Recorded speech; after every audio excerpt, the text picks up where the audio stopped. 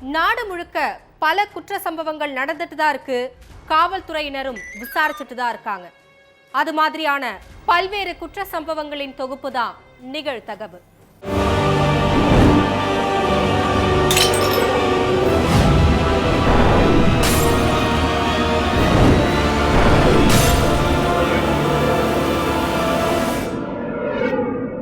நிகழ்தகவு. சாலையில் நடந்து சென்று கொண்டிருந்த முதியவரை சுத்து போட்டு சரமாரியாக வெட்டி சாய்த்த 2 பேர். இரத்த வெள்ளத்தில் துடிதுடிக்க முதியவர் உயிரிழந்த சோகம். நீண்ட நாள் முன்பகையே கொலைக்கு காரணம் என விசாரணையில் அம்பலம். முதியவரை கொலை செய்தது யார்? நடந்தது என்ன?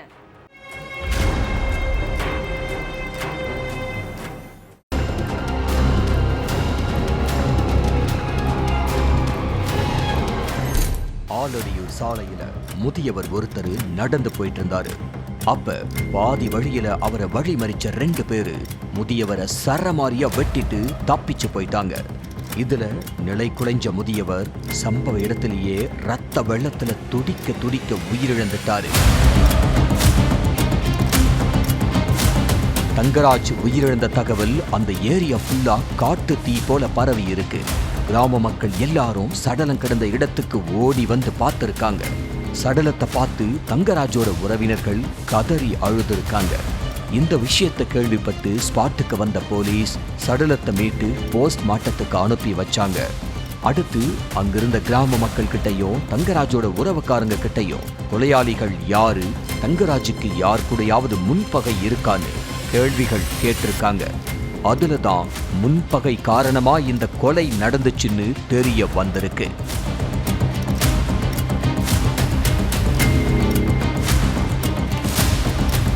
தூத்துக்குடியில உள்ள ஆலடியூர் பகுதியைச் சேர்ந்தவர் தங்கராஜ். இவருக்கு கல்யாணமாகி ஒரு மகனும் 3 மகள்களும் இருக்காங்க. தங்கராஜ் துபாயில நெல்லை சரவணா ஸ்டோர்ஸ்னு ஒரு கடையை வச்சு நடத்திக்கிட்டு இருந்தாரு. இவரோட குடும்பமும் துபாயில தான் இருந்திருக்காங்க. 3 மாசத்துக்கு ஒரு முறை கிராம மக்கள் சொந்தக்காரங்கன்னு எல்லாரையும் பார்க்க தங்கராஜ் சொந்த ஊருக்கு வருவாருன்னு சொல்லப்படுது. இவரோட கடையில அதே கிராமத்தை சேர்ந்த ஒரு சில பேரு தங்கி வேலை பார்த்துக்கிட்டு இருக்காங்க. 2022ஆம் ஆண்டு கொரோனாவால ஊரடங்கு உத்தரவு போடப்பட்டு பொதுமக்கள் எல்லாரும் வீட்டுக்குள்ளேயே முடங்கி தவிச்சுக்கிட்டு இருந்தாங்க. அப்ப தங்கராஜோட கடையில வேலை பார்த்துக்கிட்டு இருந்த மூக்காண்டியோட மகனும் கொரோனாவால பாதிக்கப்பட்டு அவருக்கு உடல்நிலை ரொம்ப மோசமாகி இருக்கு. அடுத்த கொஞ்ச நாட்கள்லயே மூக்காண்டியோட மகன் உயிரிழந்துட்டாரு.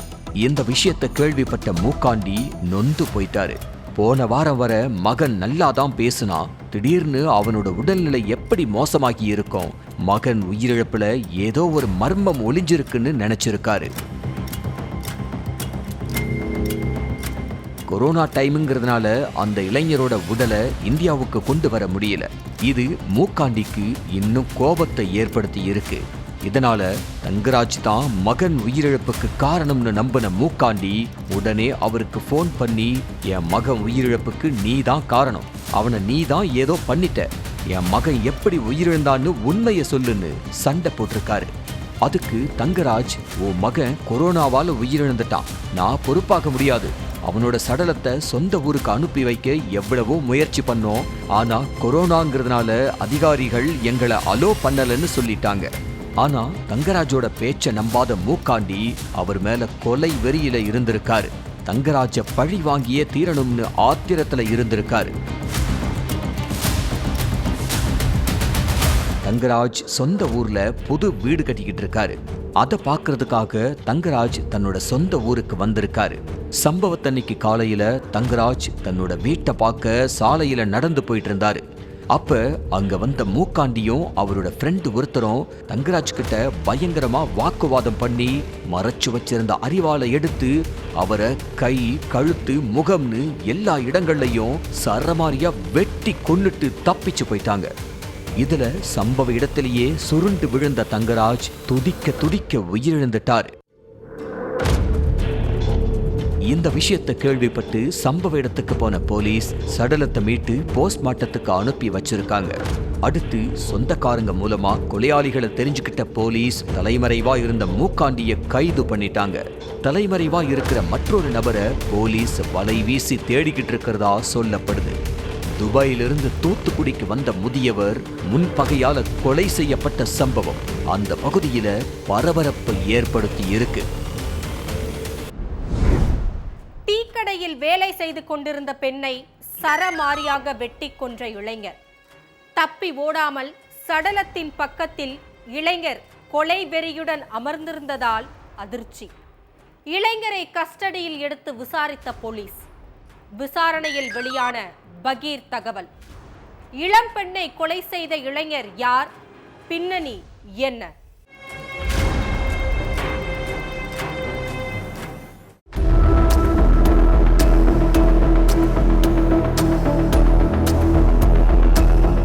மாலை நேரம்.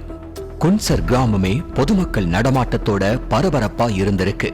அப்ப அங்க உள்ள ஒரு டீ கடையில அஸ்வினிங்கிற பெண் வேலை செஞ்சுக்கிட்டு இருந்தாங்க. அந்த நேரத்துல அங்க வந்த இளைஞர் ஒருத்தர் அஸ்வினிய கோடாரிய வச்சு சரமாரியா வெட்டி இருக்காரு. வலி தாங்க முடியாத அஸ்வினி சம்பவ இடத்திலேயே சுருண்டு விழுந்து உயிரிழந்துட்டாங்க. சடலத்து பக்கத்துல அந்த இளைஞர் ரத்தம் படிந்த கோடாரியோட கொலை வெறியில உட்கார்ந்துகிட்டு இருந்திருக்காரு. இத பார்த்த அங்கிருந்த பொதுமக்கள் போலீஸுக்கு போன் பண்ணி தகவலை சொன்னாங்க. உடனே சம்பவ இடத்துக்கு போன போலீஸ் சடலத்தை மீட்டு போஸ்ட்மார்ட்டத்துக்கு அனுப்பி வச்சாங்க. அடுத்து அங்கிருந்த நாகேஷ்ங்கிற இளைஞரை போலீஸ் ஸ்டேஷனுக்கு கூட்டிட்டு போய் விசாரிச்சாங்க. அதுலதான் அஸ்வினி கொலைக்கான காரணம், அந்த இளைஞருக்கும் அஸ்வினிக்கும் இடையே என்ன தொடர்புன்னு எல்லா விவகாரமும் தெரிய வந்துச்சு. தெலங்கானாவில் உள்ள குன்சர் கிராமத்தை சேர்ந்த அஸ்வினிக்கு கொஞ்ச வருஷத்துக்கு முன்னாடி கல்யாணம் ஆகி இருக்கு. ஆனா கருத்து வேறுபாடு காரணமா கணவனும் மனைவியும் ஒரு சில மாசத்திலேயே பிரிஞ்சு வாழ ஆரம்பிச்சிட்டாங்க. இதுக்கிடையில அஸ்வினிக்கும் அதே பகுதியை சேர்ந்த நாகேஷுக்கும் தகாத உறவு ஏற்பட்டிருக்கு. அதுக்கடுத்து 2 பேரும் கல்யாணம் பண்ணிக்காம வாடகை வீட்டுல தங்கி வாழ்ந்துட்டு இருந்தாங்க. நாகேஷ் கூலி வேலை செஞ்சுட்டு இருந்திருக்காரு. கணவன் வேலைக்கு போனதுக்கு அப்புறம் அஸ்வினி வீட்டுல தனியா தான் இருந்திருக்காங்க. இதனால மனைவிக்கு ஏதாவது தொழில் அமைச்சு கொடுக்கணும்னு நினைச்ச நாகேஷ் அதே பகுதியில ஒரு டீ கடையை வச்சு கொடுத்திருக்காரு. கடை ஆரம்பத்துல நல்லபடியா தான் போயிட்டு இருந்திருக்கு. எதிர்பார்த்ததை விட அதிக லாபமும் கிடைச்சிருக்கு. அந்த கடைக்கு அடிக்கடி அதே பகுதியை சேர்ந்த இளைஞர் ஒருத்தர் வந்திருக்காரு. ஆரம்பத்துல நார்மலா பேச ஆரம்பிச்ச அஸ்வினியும் அந்த இளைஞரும் அதுக்கடுத்து ரொம்ப க்ளோஸா பழக ஆரம்பிச்சிருக்காங்க. இத பார்த்த அந்த கிராம மக்கள், உன் கடைக்கு அடிக்கடி இளைஞன் ஒருத்தன் வரான், அவனும் உன் மனைவியும் ரொம்ப க்ளோஸா பேசிக்கிட்டு இருக்காங்க, நீ உன் மனைவிய கொஞ்சம் கண்டிச்சு வைன்னு சொல்லி இருக்காங்க. இத கேட்டு ஆத்திரமடைஞ்ச நாகேஷ் மனைவி வீட்டுல இல்லாத நேரத்துல அவங்களோட செல்போனை எடுத்து பார்த்திருக்காரு. அதுல அஸ்வினியும் அந்த இளைஞரும் ஆபாசமா பேசியிருந்த மெசேஜ்கள் இருந்திருக்கு. இத பார்த்து கோபமான நாகேஷ், நாம ஒன்னா சேர்ந்து வாழ ஆரம்பிச்ச நாட்கள் இருந்து உன்னை நல்லபடியா பாத்துக்கிட்டேன், உனக்காக கடையெல்லாம் வச்சு கொடுத்தேன், ஆனா நீ எவங்கூடிய பேசி பழகிக்கிட்டு இருக்க, நீ என்னோட வாழ்க்கையவே கெடுத்துட்டன்னு இதுக்கப்புறம் அந்த இளைஞர் கூட பேசாதன்னு சொல்லி மனைவிய அடிச்சிருக்காரு. ஆனா அப்பவும் திருந்தாத அஸ்வினி அந்த இளைஞர் கூட தொடர்ந்து பேசிட்டு தான் இருந்திருக்காங்க. இத தெரிஞ்சுக்கிட்ட நாகேஷ், இவளை ரொம்ப நம்பணும், ஆனா இவ நமக்கே துரோகம் பண்ணிட்டா, அதனால அஸ்வினிய இனிமே உயிரோடைய விட்டு வைக்க கூடாதுன்னு நினைச்சிருக்காரு. சம்பவத்தன்னைக்கு அஸ்வினி டீ கடையில வேலை செஞ்சுக்கிட்டு இருந்தாங்க. அப்ப அங்க போன நாகேஷ் மறைச்சு வச்சிருந்த அரிவாளை எடுத்து அஸ்வினிய சரமாரியா வெட்டி கொன்னுட்டாரு. இதுல சம்பவ இடத்திலேயே சுருண்டு விழுந்த அஸ்வினி துடிக்க துடிக்க உயிரிழந்துட்டாங்க. இந்த தகவலை கேட்டு ஸ்பாட்டுக்கு வந்த போலீஸ் தீர விசாரணை பண்ணி சடலத்தோட பக்கத்துல உட்கார்ந்துகிட்டு இருந்த நாகேஷ பிடிச்சு விசாரிச்சுக்கிட்டு இருக்காங்க. நீண்ட நேரமாக திறக்கப்படாமல் இருந்த வீட்டுக்கதவு, கதவை உடைத்து உள்ளே சென்ற அக்கம் பக்கத்தினர். கட்டிலுக்கு அடியில் மூதாட்டி சடலமாக கிடந்ததை கண்டு அதிர்ச்சி. அதே அறைக்குள் இருந்த பேரனை பிடித்து விசாரித்த போலீஸ். மூதாட்டியை அவரது பேரனே கொலை செய்தது ஏன்? நடந்தது என்ன?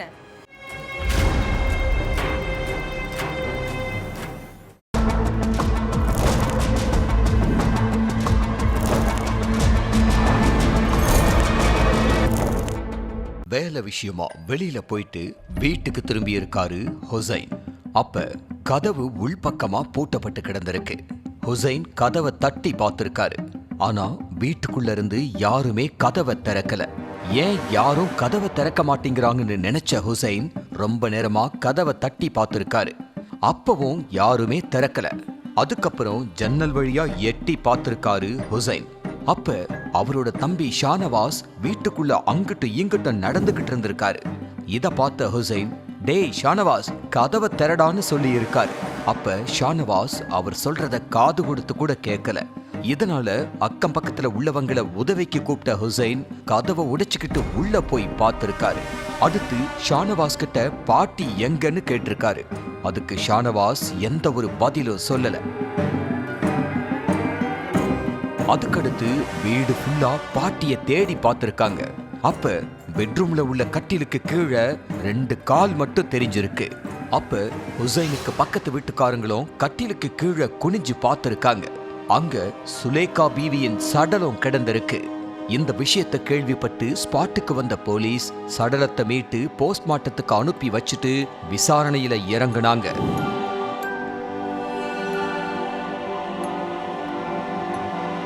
கேரளா கொல்லம் பகுதியைச் சேர்ந்தவங்க சுலேகா பீவி. இவங்க தன்னோட பேரன்களான ஷானவாஸ், ஹுசைன் கூட வசிச்சுக்கிட்டு இருந்தாங்க. ஹுசைன் அதே பகுதியில உள்ள ஒரு கம்பெனியில வேலை செஞ்சுக்கிட்டு இருக்காருன்னு சொல்லப்படுது. ஆனா எந்த ஒரு வேலை வெட்டிக்கும் போகாத ஷானவாஸ் வேண்டாத சேர்க்கையால மது போதைக்கு அடிமையாகி ஊதாரியா ஊர் சுத்திக்கிட்டு இருந்திருக்காரு. ஷானவாஸ் எந்த ஒரு வேலைக்கும் போகாததால அவருக்கு போதைப் பொருள் வாங்க கையில காசு இல்ல. இதனால பாட்டிக்கு வர்ற ஓய்வூதிய பணத்தை திருடிதான் அவரு போதைப் பொருட்கள் வாங்கிட்டு இருந்ததா சொல்லப்படுது. இதை தெரிஞ்சுக்கிட்ட பாட்டி, நீ எந்த ஒரு வேலை வெட்டிக்கும் போக மாட்ட, பென்ஷன் பணத்தையும் திருடிட்டு போயிட்டு போதைப் பொருள் வாங்கி நீயே உன்னை கெடுத்துக்கிற, நீ இதே மாதிரி பண்ணிட்டு இருந்தனா உன்னோட எதிர்காலமே வீணா போயிரும்னு சொல்லி இருக்காங்க. ஆனா அது கண்டுக்காத ஷானவாஸ், உங்க பென்ஷன் பணம்லாம் எனக்கு தான் சொந்தம், அடுத்த மாசத்துல இருந்து அந்த பணத்தை நானே எடுத்துக்கிறேன், இனிமே அந்த பணத்தை உங்ககிட்ட தர மாட்டேன்னு சொல்லி இருக்கான். அதுக்கு மூதாட்டி, பென்ஷன் பணத்தை உனக்கு நான் தரவே மாட்டேன், என்ன மீறி நீ என் பணத்தை எடுத்தனா உன் மேல போலீஸ் ஸ்டேஷன்ல புகார் கொடுத்துருவேன்னு சொல்லி இருக்காங்க. இதனால 2 பேருக்கிடையில பயங்கர வாக்குவாதம் ஏற்பட்டிருக்கு. சம்பவத்தன்னைக்கு ஷானவாஸ் ஃபுல் போதையில வீட்ல இருந்திருக்காரு. அப்ப அந்த மாசத்துக்கான பென்ஷன் பணத்தை கேட்டு பாட்டி கிட்ட மீண்டும் பிரச்சனை பண்ணி இருக்காரு. அப்ப பாட்டி பணத்தை தரமாட்டேன்னு சொல்லிட்டாங்க. இதனால கடும் கோபமான ஷானவாஸ் பாட்டிய சரமாரியா அடிச்சிருக்கான். இதுல தலையில பலத்த காயமடைஞ்சி பாட்டி சம்பவ இடத்திலேயே உயிரிழந்துட்டாங்க. அடுத்து அவங்களோட சடலத்தை கட்டிலுக்கு கீழே போட்டு மறைச்சிருக்கான். அந்த நேரத்துல ஷானவாஸோட தாய் மும்தாஜியும் அவங்களோட மற்றொரு மகனும் கல்யாணத்துக்கு போயிட்டு வீட்டுக்கு திரும்பி இருக்காங்க. அடுத்து சுலேகா பீவி உயிரிழந்த செய்தியை கேட்டு மும்தாஜ் சூசைடு பண்ண ட்ரை பண்ணி இருக்காங்க. ஆனா அங்கிருந்த பக்கத்து வீட்டுக்காரங்க அவங்கள தடுத்து காப்பாத்திட்டாங்க. இந்த விஷயத்தை கேள்விப்பட்டு ஸ்பாட்டுக்கு வந்த போலீஸ் தீர விசாரணை பண்ணி ஷானவாஸை அரெஸ்ட் பண்ணிட்டாங்க. வறண்டு கிடந்த அணை ஓடையில் எரிந்து கிடந்த பெண் சடலம். அணை அருகே காட்டிய 2 செல்போன் எண்களை ட்ரேஸ் செய்த போலீசார். VRS வாங்கிய ஒரு காவலர் பெண்ணை கல்லால் அடித்து கொலை செய்து பெட்ரோல் ஊற்றி எரித்து கொலை செய்தது அம்பலம். 4 திருமணங்கள் செய்த நபர் 40 வயது பெண்ணை கொன்று எரித்தது ஏன்? கொலை செய்யப்பட்ட பெண்ணுக்கும் கொலையாளிக்கும் என்ன சம்பந்தம்? பின்னணி என்ன?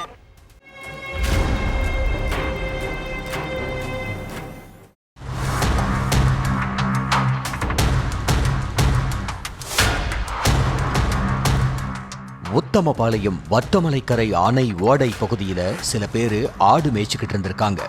அப்ப எரிஞ்சு போன ஒரு பெண்ணோட சடலம் கிடந்திருக்கு.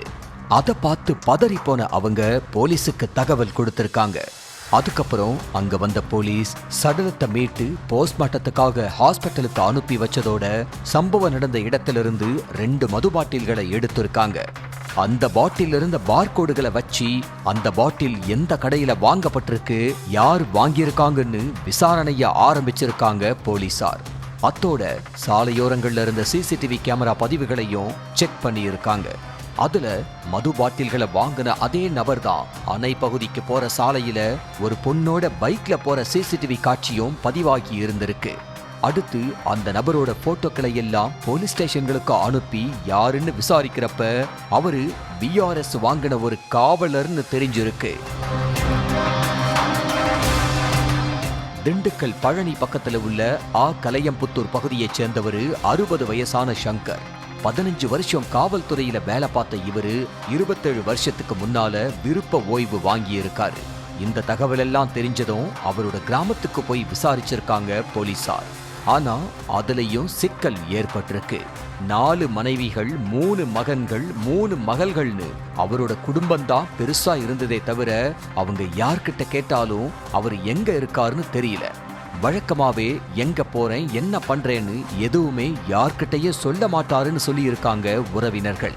அடுத்து அவரோட செல்போன் எண்ணை வாங்கின போலீசார் அந்த எண்ணை ட்ரேஸ் பண்ணி அவரை பக்கத்து கிராமத்துல உள்ள ஒரு காட்டு பகுதியில மடக்கி பிடிச்சிருக்காங்க.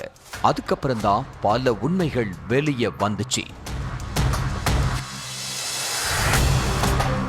4 கல்யாணம் பண்ணின சங்கருக்கு மேலும் பல ஊர்ல பல பெண்களோட தகாத உறவு ஏற்பட்டிருக்கு. அதுல ஒரு பொண்ணுதான் நெய்க்காரம்பட்டியைச் சேர்ந்த வடிவுக்கரசி.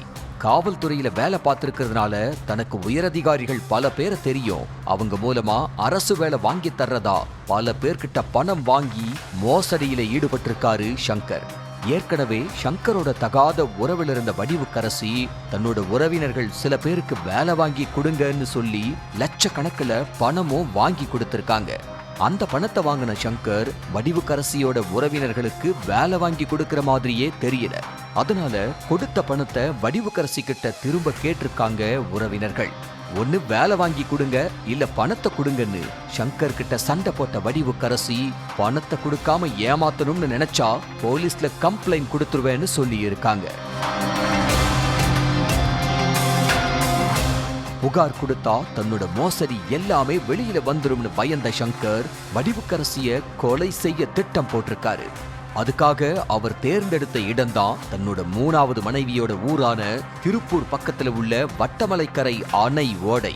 தனக்கு ஒருத்தர் பணம் தரணும், அதை போய் வாங்கிட்டு வரலாம்னு வடிவுக்கரசிய கூப்பிட்ட சங்கர் முன்கூட்டியே ஒரு வாட்டர் பாட்டில்ல பெட்ரோலையும் மது பாட்டில்களும் வாங்கி இருக்காரு.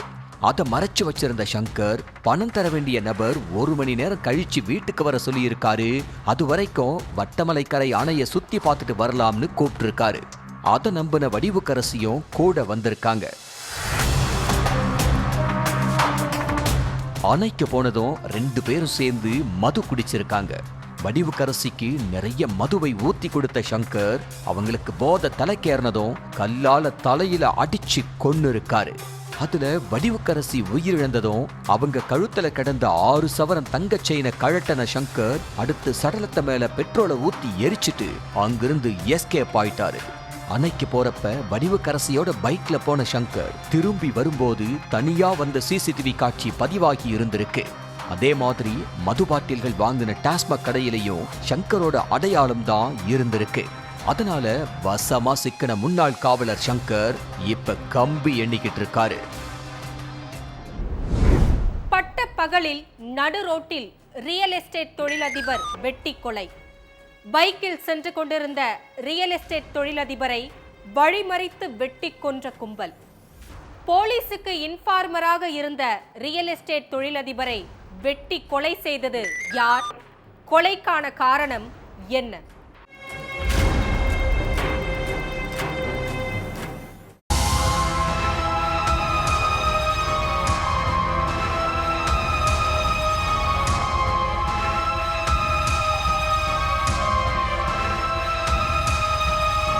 ஸ்கூட்டியில போயிட்டு இருந்த ஒருத்தரை ஒரு கும்பல் வழிமறிச்சு பட்ட பகல்லையே அறிவாளால வெட்டி கொலை பண்ணிட்டு தப்பிச்சு ஓடி இருக்காங்க. அதை பார்த்து அதிர்ச்சியான பொதுமக்கள் போலீஸ் ஸ்டேஷனுக்கு போன் பண்ணி தகவல் சொல்லியிருக்காங்க. அடுத்து அங்கு வந்த போலீசார் வெட்டப்பட்டு கிடந்த ஆணோட சடலத்தை மீட்டதோட சாலைகள்ல இருந்த சிசிடிவி கேமரா பதிவுகளை செக் பண்ணி இருக்காங்க. அப்போ கொலையாளிகளோட முகத்தை அடையாளம் கண்ட போலீசார் அடுத்த சில மணி நேரத்திலேயே அந்த கும்பலை மடக்கி பிடிச்சு விசாரணை நடத்தி இருக்காங்க. அப்பதான் உயிரிழந்தது யாரு, கொலை செஞ்ச கும்பல் யாரு, எதுக்காக கொலை செஞ்சாங்கன்னு எல்லாத்துக்குமே விடை கிடைச்சது.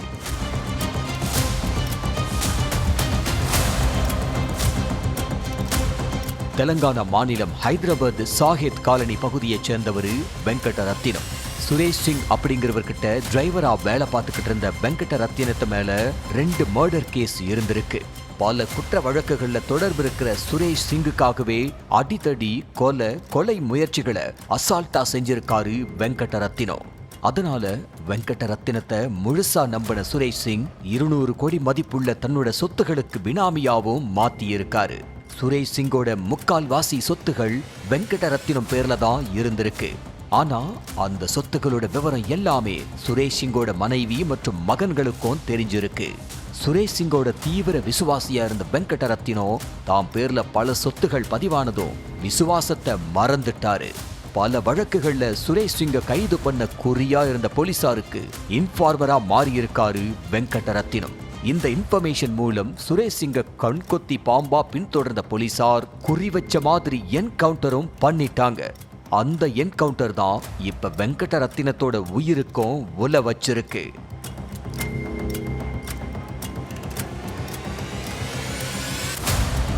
தன்னோட அப்பா என்கவுண்டர் செய்யப்பட்டதுக்கு காரணம் வெங்கடரத்தினம் தான் அப்படிங்கறத தெரிஞ்சுக்கிட்ட சுரேஷ் சிங்கோட மகன் சந்தன் சிங் பழி வாங்க துடிச்சிருக்காரு. ஆனா உடனே அதை செய்யாத சந்தன் சிங் வெங்கடரத்தினம் கிட்ட போய், எங்க அப்பா உங்க பேர்ல எழுதி கொடுத்த சொத்து எல்லாத்தையும் என் பேர்ல மாத்தி கொடுங்கன்னு கேட்டிருக்காரு.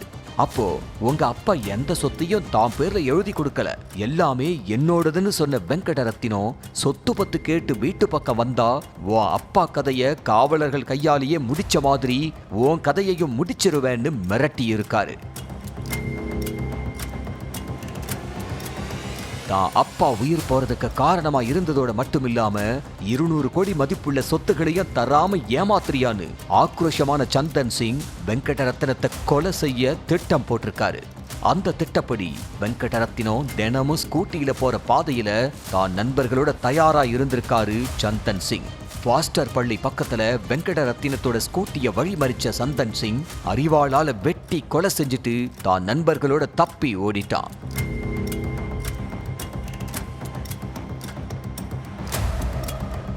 சிசிடிவி காட்சி மூலமா சிக்கின சந்தன் சிங்கையும் அவரோட நண்பர்களையும் கைது பண்ணி கம்பி எண்ண வச்சிருக்காங்க போலீசார். ஒவ்வொரு குற்றங்களின் முடிவும் சட்டத்தின் கையில். விசாரணை தொடரும். பார்க்கலாம் அடுத்த நிகழ்தகவில்.